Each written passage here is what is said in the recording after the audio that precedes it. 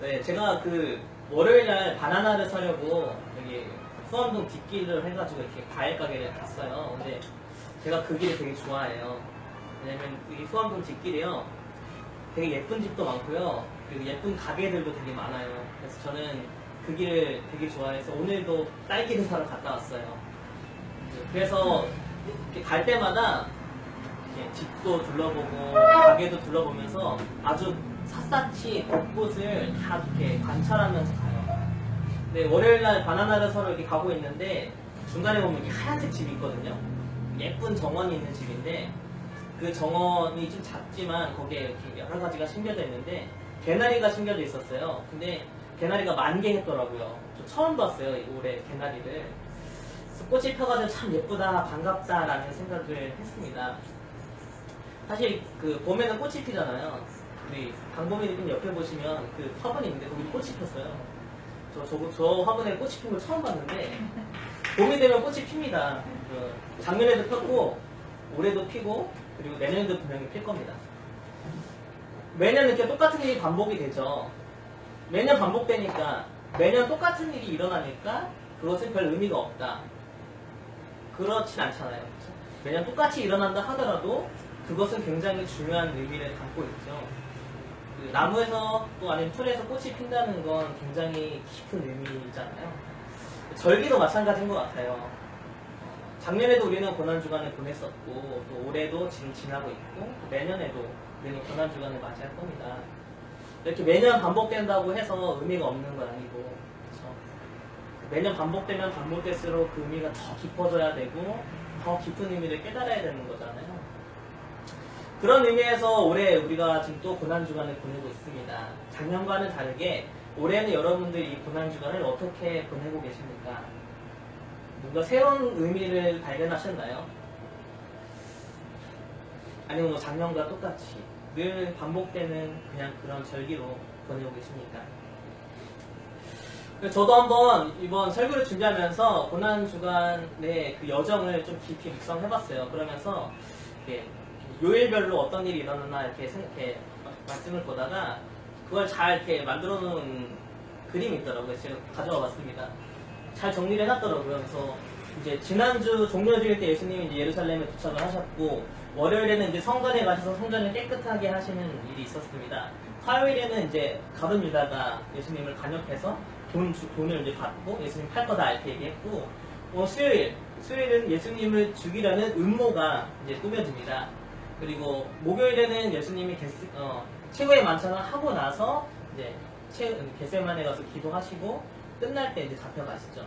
그리고 나서 이제 금요일에 예수님이 죽으셨고 토요일에 무덤에 계시다가 이제 주일날 부활하게 되었습니다. 그래서 우리는 이제 예배를 이 부활하는 날, 예수님의 부활을 기념하면서 주일날 이렇게 예배를 드리죠.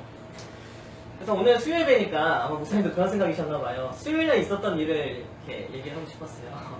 그래서 이틀 전에 일어났던 일. 이거를 이제 오늘 말씀 2절에 보면 이렇게 얘기합니다. 너희가 아는 바와 같이 이틀이 지나면 6월절이다 라고 얘기합니다. 예수님은 6월절이 오기 딱 3시간 전에 죽으셨어요.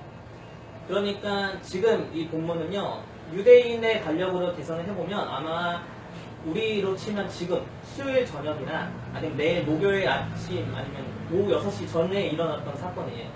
정확하게 언제 일어났는지 모르겠지만 분명히 예수님이 죽기 이틀 전에 일어났던 일이고, 오늘 이렇게 수요일처럼 수요일에 일어났던 날이 수요일날 이제 발생했던 일입니다. 이 수요일은요, 그러니까 이틀 전, 예수님이 죽기 이틀 전에는 예수님이 이제 내가 십자가를 져야 되는구나 라는 걸 피부로 아주 가깝게 직감할 수 있었던 날이에요. 왜냐하면 오늘 말씀에도 이제 2절의 후반부에 보면 이렇게 얘기합니다. 이틀이 지나면 6월절인데 인자가 십자가에 못 박히기 위해서 팔리리라, 이렇게 제자들에게 분명하게 얘기해줘요. 내가 십자가를 지는 건 6월절 전인데 이제 내가 팔릴 거다. 처음으로 예수님이 디데이를 제자들에게 알려주는 때입니다. 예수님이 이제 공생의 3년의 시간을 다 끝나고 이제 마지막 길을 가시는 그때죠. 예전에 한 청년이 저에게 이런 질문을 했어요. 예수님은 왜 공생애를 딱 3년만 하셨나요? 예수님은 왜 이 땅에서 하나님 나라를 선포하고 말씀을 가르쳐주고 또 사람들을 만나서 고치는 일을 딱 3년만 하셨나요? 여러분들은 왜 3년이라고 생각하세요? 다양한 대답이 나왔어요. 왜 3년이라고 생각하십니까?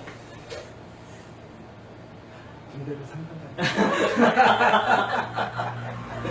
저도 이 질문을 가지고 되게 많이 생각하고 묵상하다가 저는 이런 생각을 했어요. 사람들이 예수님을 죽여야겠다라고 결심한 게 3년밖에 안 걸렸다는 거예요. 네, 이 사람을 이제 죽여야겠다라는 걸 결심한 게 3년밖에 안 걸렸어요. 그래서 예수님은 3년 만에 죽으실 수밖에 없었어요. 예수님은 더 오래 계셨고 싶겠죠. 최대한 더 오랜 기간 머물면서 사람들에게 더 많은 걸 가르쳐주고 싶었고, 더 많은 사람들을 고쳐주고 싶었고, 더 많은 사람들을 바른 길로 인도해주고 싶으셨을 겁니다. 하지만 사람들이 예수님을 팔라고 예수님을 죽이겠다고 음모를 꾸몄고 예수님은 십자가의 길을 걸어야만 했습니다. 저도 그럴 때가 있어요. 가끔씩은 예수님이 정말 내 옆에 계셨으면 좋겠다라고 생각할 때가 있어요. 삶에 여러 가지 문제가 생겼을 때 도저히 어떻게 해야 될지 모르겠다, 누가 날 좀 가르쳐줬으면 좋겠다라고 생각할 때 있잖아요. 정말 막막하다, 이 문제는 어떻게 풀어야 할지 모르겠다 라고 할 때 예수님이 바로 옆에서 이렇게 어깨 동무하면서 이렇게 하면 돼 라고 나를 가르쳐주면 얼마나 좋을까. 아니면 내가 진짜 아플 때나 아니면 마음이 너무 괴로울 때 예수님이 찾아와서 괜찮니? 라고 이렇게 한 번만 물어봐주면 얼마나 좋을까. 아니면 내가 앞으로 어떻게 살아갈지 참 막막할 때 예수님이랑 상담 한 번만 해보면 그러면은 내 마음이 좀 잘 풀리고 더 이상 두려워하지 않겠다라는 그런 생각을 해봐요. 예수님이 정말 내 곁에 계셨으면 좋겠다. 하지만 사람들은 그 예수님을 죽이려고 모의했고 그리고 이제 날짜도 잡혔습니다. 예수님도 자신이 십자가를 져야만 되는 그 때라는 걸 예수님도 느끼셨습니다. 3절과 4절 말씀 보니까 이렇게 음모를 꾸밉니다. 그때 대제사장들과 백성의 장로들이 가야바라 하는 대제사장의 관정에 모여 예수를 흉배로 잡아 죽이려고 의논하되, 그동안 예수님과 아주 간헐적으로 지도층이랑 대립은 있었어요. 하지만 지금만큼 이렇게 분명하게 모여서 회의를 하고 그래서 예수님을 죽이자, 그리고 언제 죽이자라고 이렇게 회의를 한 건 처음입니다. 가급적 사람들은 빨리 예수님을 제거하고 싶었는데 일단은 뭐 어떻게 해서든 거짓 증인을 세워서라도 예수님을 재판에 세워서 이 사람은 반드시 죽여야겠다라는 거는 마음이 맞았어요. 이제 그렇게 하기로 한 거예요. 이제 그것까지 결정이 됐고, 그러면 언제 할까? 예수를 언제 체포하고 언제 재판을 하고 언제 이 사람을 처형할까라는 이제 결정을 해야 되는데, 빨리 하자, 빨리 끝내자, 정말 보기도 싫다. 근데 한 사람이 제안을 해요. 곧 있으면 우리에게 제일 중요한 6월절이니까 6월절은 피하자. 이렇게 중요한 절기인데 그 전에 피를 보면 우리도 좀 찜찜하지 않냐. 아니면 이 사람을 다른 사람들이 너무 많은데 6월절 전에 이 사람들이 많이 모일 때 예수를 처형하면 밀란이 일어날 거다. 그러니까 이 명절만 지나고 하자. 그렇게 결정을 해요. 그래서 5절에 보니까 이렇게 기록합니다. 밀란이 날까 하노니 명절에는 하지 말자. 여러분 한번 예수님의 사건을 되짚어 보세요. 예수님이 이 사람들의 계획처럼 6월절이 지나고 나서 죽으셨나요? 아까 말씀드린 것처럼 6월절이 오기 3시간 전에 이렇게 죽으셨습니다. 결코 이 예수님의 십자가는요, 사람의 뜻으로 결정된 게 아니에요. 사람의 계획으로 결정된 일이 아닙니다. 사람들은 예수님을 6월절이 지난 후에 못 받고 싶었지만 예수님 스스로 십자가를 결정하셔서 6월절 전에 십자가에서 죽으셨습니다. 예수님은 이 회의를 하고 있는 것, 그리고 지도층이 나에게 대해서 굉장히 불만을 품고 있고 살기가 등등하다는 것을 느꼈어요. 아, 이제 내가 십자가를 질 수밖에 없다는 걸 느꼈지만 그것보다 더 민감하게 느꼈던 건 사람들의 반응이 아니라 하나님의 때를 느꼈어요. 이 십자가를 지는 것은 하나님의 뜻이다. 하나님의 타이밍은 언제인가? 하나님의 뜻을 더 분명하게 느꼈습니다. 보세요. 유월절 오기 3시간 전이라 명절이 지난 후 하나님의 결정과 사람의 결정, 이게 얼마 차이 안 나요. 며칠 차이 안 나요. 그런데 언제 하느냐에 따라서 이게 사람의 뜻일 수도 있고 하나님의 뜻일 수도 있어요. 하는 일은 똑같아요. 결과도 똑같은데 일주일 전에 하느냐, 오늘 하느냐, 다음 주에 하느냐에 따라서도 이게 하나님의 뜻이냐 사람의 뜻이냐가 달라질 수 있다는 거예요.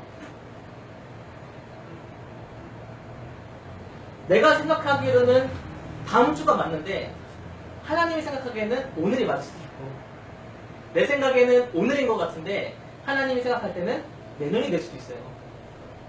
똑같은 일인데도 하나님의 때에 하는 것, 그래서 하나님의 때를 민감하게 분별할 수 있는 것, 그것이 굉장히 중요합니다. 여러분들은 혹시 여러분들의 계획 없으신가요? 우리는 사실 사람의 때에 굉장히 민감합니다. 내 계획상, 아니면 나의 여러 가지 경험상 지금 이거는 이때 하는 게 맞다. 아니면 전체적으로 돌아가는 여러 가지 상황이나 환경을 보니까, 지금의 상황을 보니까 지금 이때 이걸 하는 게 분명히 맞다. 이렇게 여러 가지 기회와 내 경험들로 타이밍을 재고 결정하는데 우리는 아주 능숙합니다. 그런데 이런 일에는 능숙하지만 그것이 정확하게 하나님의 때가 언제인지를 민감하게 반응하는 것은 참 어렵습니다. 내가 생각할 때는 이게 맞더라도 그것과 상관없이 진행되고 있는 하나님의 그 타이밍을 우리는 알아야 됩니다. 내 계획은 분명히 이거다 하더라도 그 계획과 전혀 상관없이 진행되고 있는 하나님의 계획을 볼 줄 알아야 됩니다. 내 타이밍에는 이게 맞아도 하나님의 타이밍은 내년이 될 수 있습니다. 내 타이밍에는 이것은 내년에 돼야 되는데 하나님에게는 지금 하라고 할 수도 있습니다. 중요한 건 우리가 하나님의 때, 하나님의 타이밍, 하나님의 계획을 깨달을 수 있는 친밀한 관계를 계속 유지하고 있어야 된다는 겁니다. 그렇다면 예수님은 도대체 왜 6월절 전에 3시간 전에 십자가를 지셨을까요? 그리고 6월절이 오기 3시간 전에 죽으셔야만 했을까요? 이 사람들의 결정을 물먹이기 위해서 그랬을까요? 아니면 진짜 밀란을 일으키고 싶어서 그러셨을까요? 아니면 내가 마지막인데 이 마지막으로 큰 것만 주고 가겠다라고 생각하셨을까요? 예수님은 왜 그러셨을까요? 2절 말씀을 다시 한번 보니까 이렇게 기록합니다. 너희가 아는 바와 같이 이틀이 지나면 6월절이라 인자가 십자가에 못 박히기 위해 팔리리라. 이때 못 박히다 라는 단어, 그리고 내가 팔릴 거다 라는 단어는요, 이 헬라어 문법상으로 보면 신적 수동태라는 그런 문법이 있어요. 이것은 하나님으로 인해서 이루어지는 일이에요. 하나님에게 당하는 것. 그러니까 여기 이 지금 십자가에 못 박힐 거다, 팔릴 거다라고 신적 수동태로 돼 있어요. 그러니까 이거는 지금 하나님이 하시는 일이라는 거죠. 결코 사람이 십자가에 못 박거나 사람이 예수 그리스도를 파는 게 아니라 하나님이 결정하셨고 하나님이 결심하셨고 예수를 십자가 위에 내주셨다는 겁니다. 그러니까 이 십자가도 결국 하나님의 뜻이라는 거죠. 예수님도요, 이 십자가를 지는 게 하나님의 뜻인지를 한번 되물어봤어요. 마지막 겟세마네 동산에서 될 수 있거든, 하실 수 있거든, 이 잔을 내게서 진행하게 해달라고. 하지만 내 원대로 말고 아버지의 원대로 되길 원합니다 라고 마지막으로 되물으셨어요. 하나님의 시기로 되물어봤습니다. 그리고 예수님은 지금 십자가를 지는 게 하나님의 뜻이다 라는 확신을 가지고 그 길을 걸으셨습니다. 예수님이 6월절 전에 십자가를 져야만 하는 이유가 있었어요. 분명한 이유가 있었습니다. 그것은 예수님이 6월절 어린 양으로 죽으셨기 때문입니다.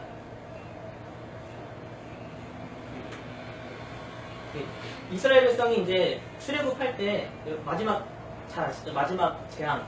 그래서 모든 살아있는 것의 첫째는 다 죽게 되는 재앙인데 아신 것 같이 어린 양을 잡아서 그 피를 문설주에 바르면 이제 그 집은 죽음을 면하고 생명을 얻는 거죠. 그 어린 양의 희생으로. 그 집에 사는 사람이 유대인이냐 이집트인이냐 그건 중요한 게 아니에요. 어린 양의 피의 희생을 겪었느냐 안 겪었느냐가 중요한 거죠.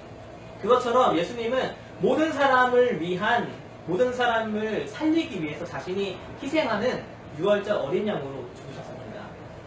세례 요한도 예수님을 다 봤을 때 처음에 이렇게 얘기해요. 세상 죄를 지고 가는 하나님의 어린 양이다. 그렇기 때문에 반드시 예수님은 하나님의 타이밍, 하나님의 때, 유월절 전에 죽으셔야 했습니다. 근데 여기서 되게 중요한 건요, 뭐 언제 죽었냐도 중요하지만 예수님이 분명히 제자들에게 이제 유월절이 되면 내가 팔리고 십자가에 못 박힐 거라고 얘기를 해줬거든요. 이제는 D-Day까지 얘기해줬어요. 그 전에 3번을 얘기했는데 제자들이 못 알아들었는데 D-Day도 얘기해줬어요. 근데 또 관심이 없어요. 제자들 반응이 없어요. 본문에 보면 제자들의 반응이 안 나와요. 근심을 하거나 뜯어 말리거나 이런 게 전혀 나타나지 않습니다. 지금 이 제자들은 예수님의 그 고뇌에 대해서 전혀 무관심합니다. 예수님이 하나님의 뜻과 그 타이밍을 알려고 민감하게 반응하고 있는 그거에 대해서 관심이 없어요. 내가 희생해서 모든 사람을 살려야겠다는 예수님의 그 결심에 전혀 관심 없습니다. 왜 제자들은 반응하지 않았을까요? 제자들은 왜 이것에 대해서 관심이 없었을까요? 왜 그렇게 생각하세요? 이 제자들의 무관심을 잘 나타내는 본문이 바로 이제 6절에서부터 나옵니다.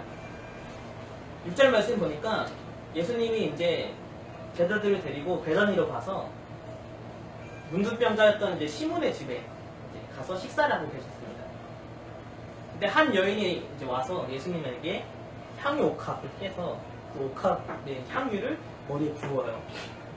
근데 그걸 보고 나서 제자들이 이상한 반응을 해요. 분개해요. 그걸 보고. 왜 낭비하냐? 이렇게 물어봐요. 희한하죠? 왜 그런 반응을 했을까? 그 여인의 한 행동이 자신들의 마인드랑 좀 안 맞을 수도 있어요. 아니면 진짜 아깝다고 생각할 수도 있죠. 그 돈이 아까울 수도 있죠. 굉장히 소중한 건데 왜 그거를 예수님 머리에 붓는 거를 낭비하냐? 라고 생각할 수도 있어요. 근데 예수님 좀 서운했을 것 같아요. 그 말 듣고 나서. 여인은 자기에게 가장 좋은 것으로 예수님께 드리는 건데 그걸 가지고 왜 낭비하냐라고 하면 예수님 좀 서운하셨을 것 같아요.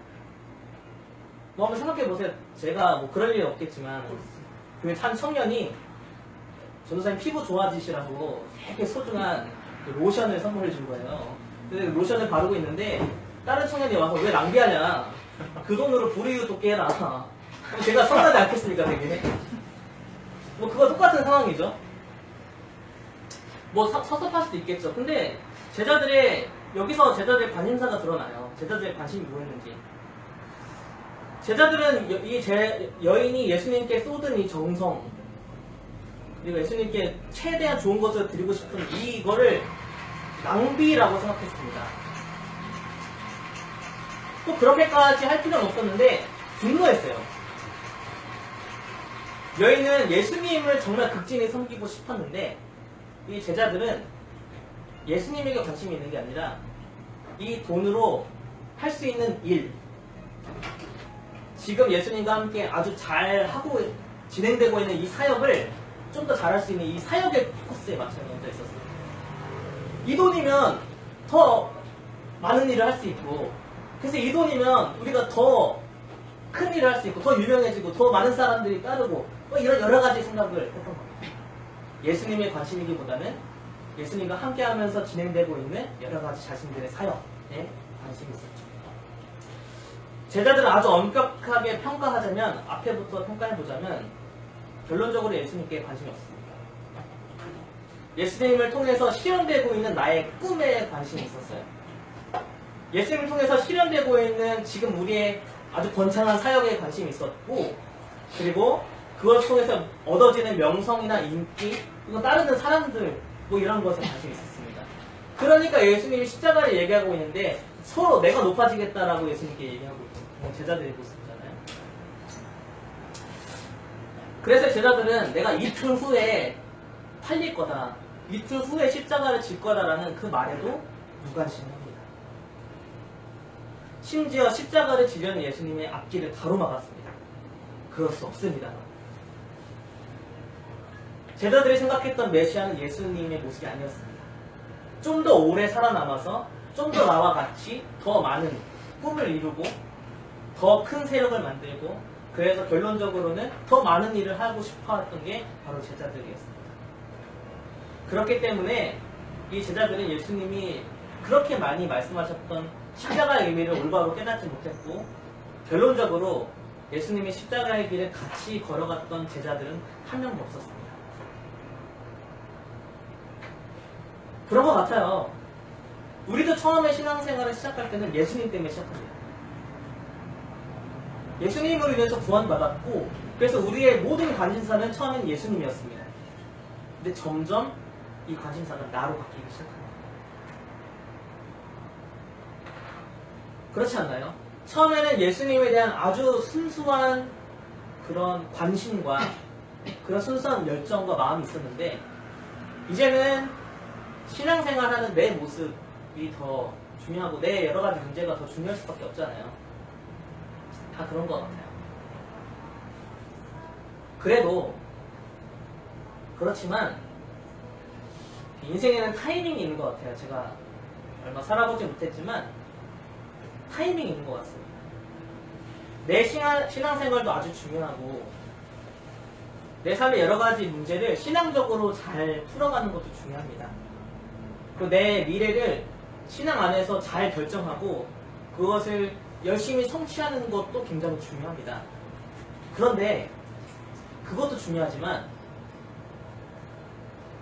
타이밍이 있는 것 같아요. 어쩔 때는 그 모든 걸 내려놓고 예수님께만 집중해야 되는 타이밍이 있는 것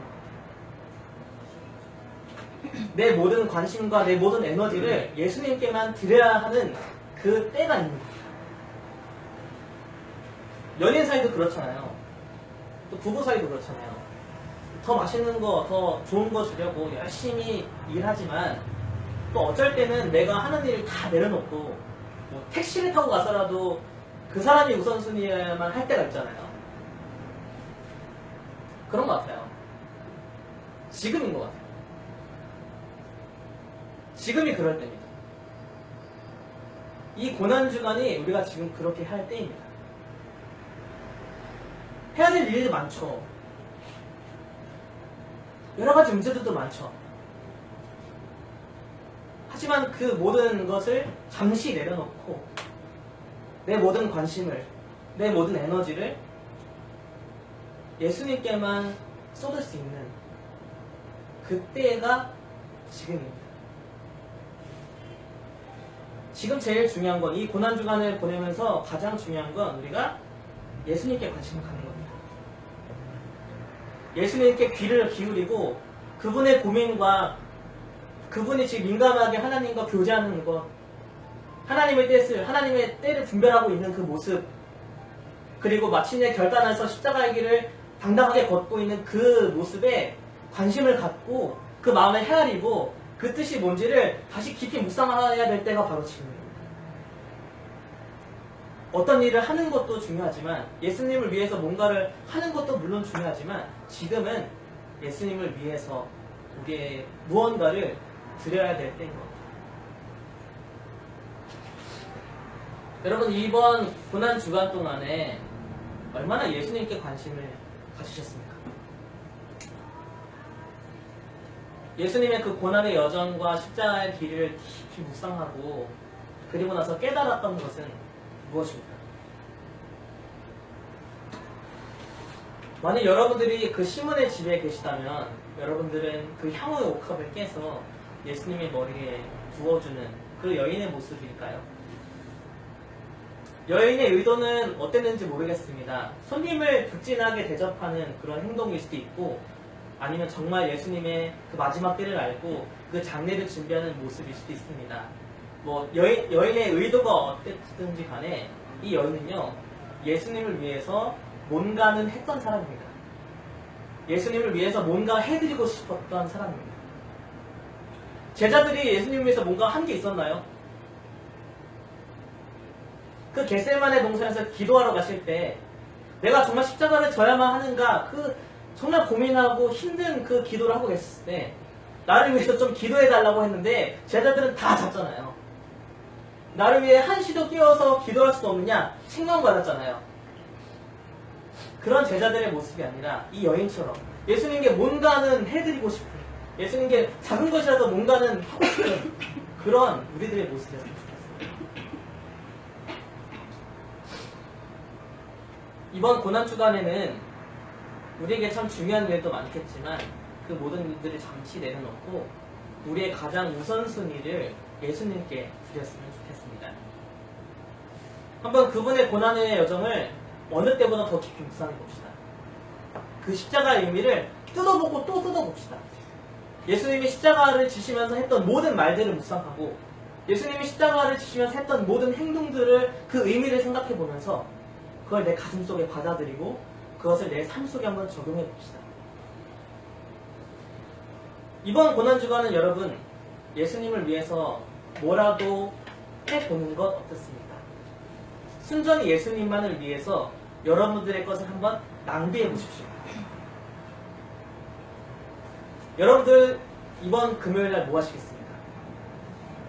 성금요일 예수님의 고난을 깊이 묵상하는 그날, 예수님의 죽음을 묵상하는 그날 여러분들 뭘 하시겠습니까? 지금은 우리가 예수님께 기도해야 될 타이밍입니다. 지금 우리가 예수님과 함께 걸어가야 될 타이밍입니다. 이번 고난주간 한번 예수님께 여러분들의 시간을 낭비해 보십시오. 여러분들의 물질을 낭비해 보십시오. 여러분들의 열정과 에너지를 낭비해 보십시오. 여러분들의 모든 전심 전력을 예수님께 한번 드려보십시오. 그 어느 때보다 더 깊이 십자가의 의미를 깨닫고 그 어느 때보다 더 기쁜 마음으로 부활을 맞이하는 우리 모두가 되었으면 좋겠습니다. 우리 함께 기도하도록 하겠습니다.